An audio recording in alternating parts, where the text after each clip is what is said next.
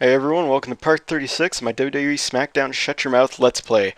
We're heading on to the final bit of February here where we head to No Way Out. Kind of fitting, I mentioned this already, the NWO return, No Way Out, when you bring it down to its first initials is NWO. Oh, look at that, I'm dropping shit all over the floor. Jeez. But, I wasn't really paying attention to the screen there because I was dropping shit, but, I know that I don't have a match here, and it's all just a few title matches. I'm pretty sure Hulk Hogan's in the main event taking on Triple H. There's an Intercontinental title match, and I don't remember what the other one is. Probably Hardcore Cruiserweight. I don't know. It's the first match, though, so we'll see it when I get to that point. First, we gotta go through backstage, see who we run into. Oh, hey, it's Triple H himself. And I've said this before, but I always like that look for him. The ripped denim vest and the leather jacket underneath.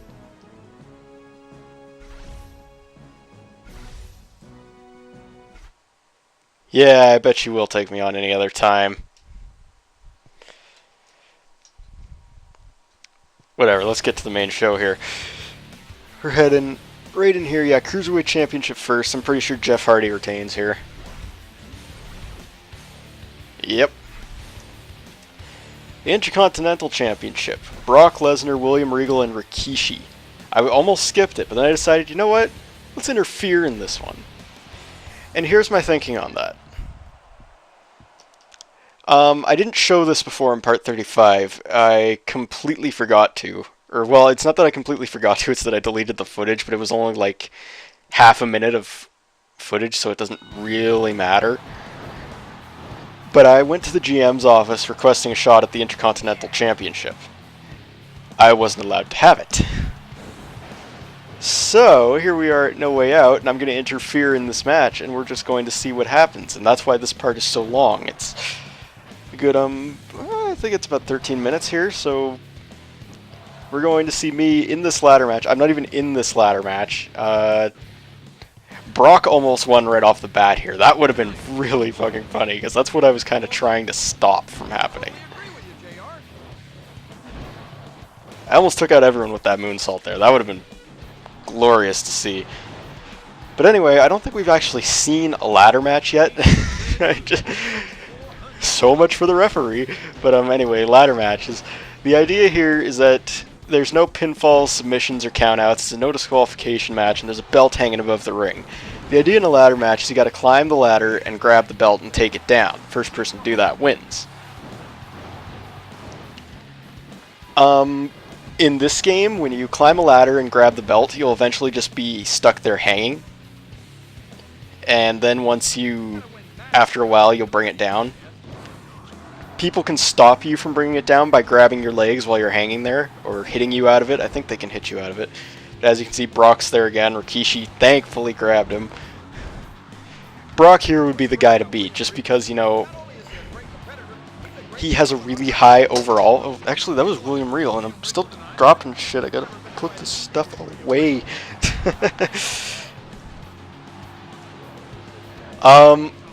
I might have just seen Rikishi do a diving body press over the top rope. And to put that in perspective, Rikishi's like 400 pounds. I don't think he can actually do that in real life. Well, he definitely couldn't do it now. He's pretty overweight as it stands.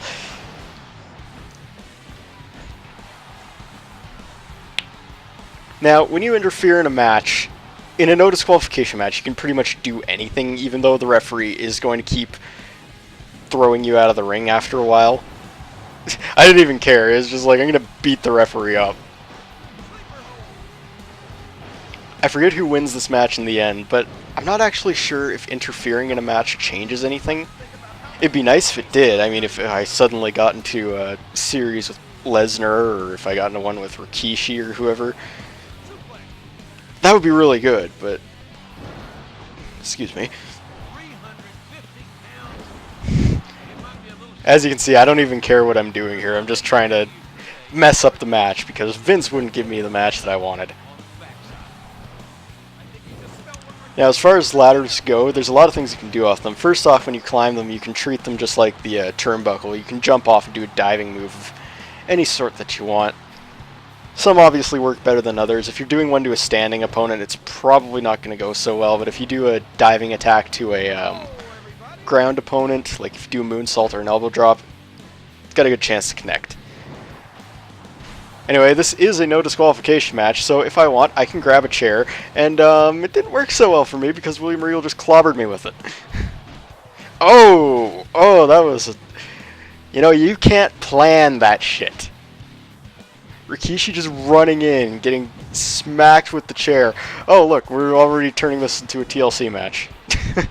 We got ladders out, there are chairs everywhere. I really don't think I could powerbomb William Regal if I really wanted to. The ref just grabs the ladder and tosses it out of the ring. Apparently he's had enough of our shit. But, let's mention tables a little bit here. I think I've had a table match in the past, but the way tables work in this game, you throw opponent onto it, then you grapple them and stand on top of it. Then you'll do a move, be it a pile driver or a DDT. There's a power bomb, and I think there's a second variation of the DDT is the other one. And that's how you break them through the table, but that usually doesn't happen. I mean, sometimes it does. Sometimes you'll get a match like that. Oh, wow, we got submission moves going on everywhere. Regal's got the Regal stretch. I had the cloverleaf on Brock. Anyway, back to tables. Yeah, that doesn't really happen. People don't just climb up on the tables because they're not sturdy enough to hold the weight of the wrestlers. These guys are 200 plus pounds most of the time, and some of them go, like, if we're just going by the guys in this match here, William Regal's the lightest, and he's like, I don't know, 240, 250 or something like that. He's a pretty husky guy, is what I'm saying. That's not getting into Brock, who's like 300 pounds of muscle, and Rikishi, who's even more than that. These guys could not stand on top of a table without it breaking beneath them. Maybe the announce tables. Those are a bit sturdier, but those don't even count in tables matches, and people stand on top of those all the time anyway, so... I think the ref's getting sick of my shit. I keep just throwing weapons into the ring.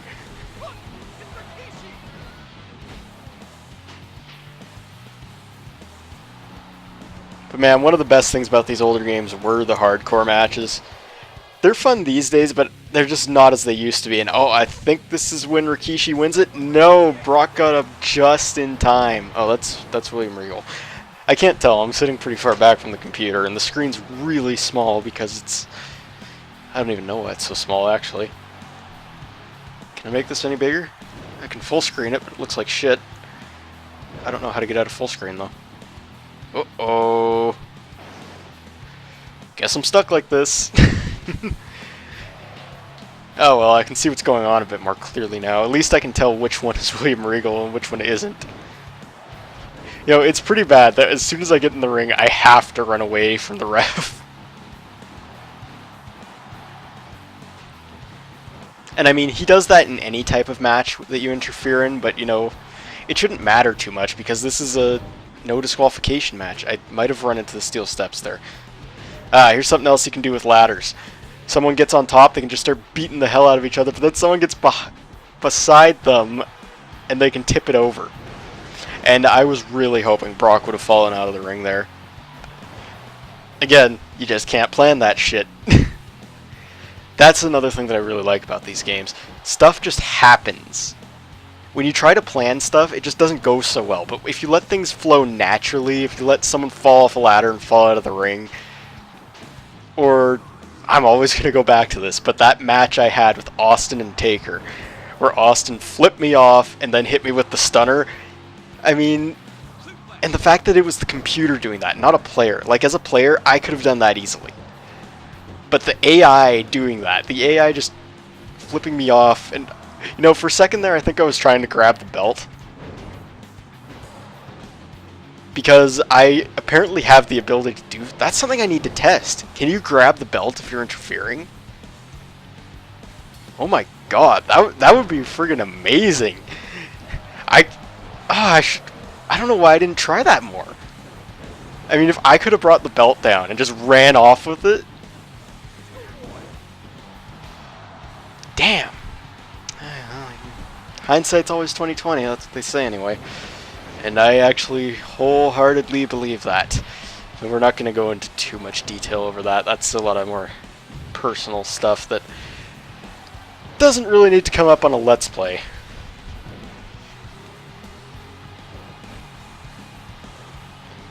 And on the topic of Let's Plays, I was going into this a bit earlier about how I don't go into, like, share my video, or subscribe to my videos, or like my videos, favorite them.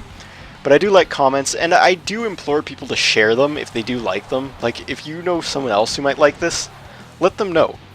And I mean, even if they don't like it, at least they gave it a shot, because that's probably one of the things that gets me the most, is that I don't have a lot of views. I mean, even if someone views it only for a minute and decides they don't like it, at least I know that they viewed it.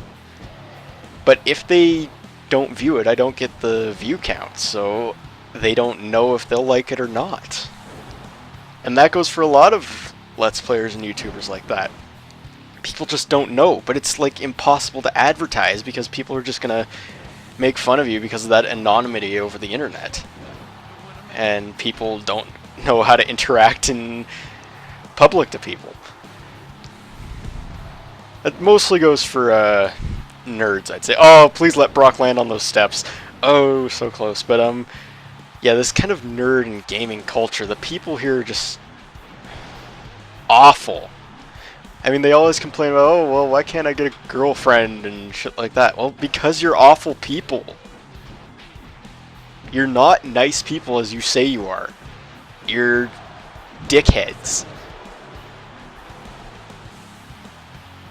Like, you see all these people always going, oh, make me a sandwich, bitch, get back in the kitchen. Well, that's why you don't have a girlfriend, person. Because you're a dick. And when you're a dick, people don't like you. I don't like dicks myself. Take that as you will.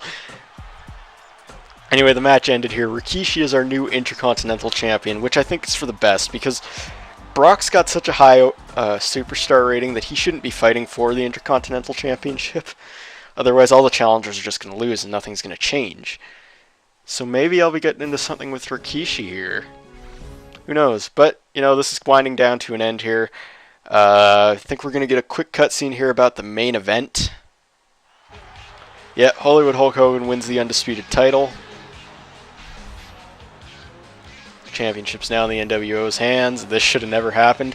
Yeah, thanks, Vince. But anyway, I got to do some more recording for the next part, so I will see you guys then. Whenever that might be. Soon, I hope.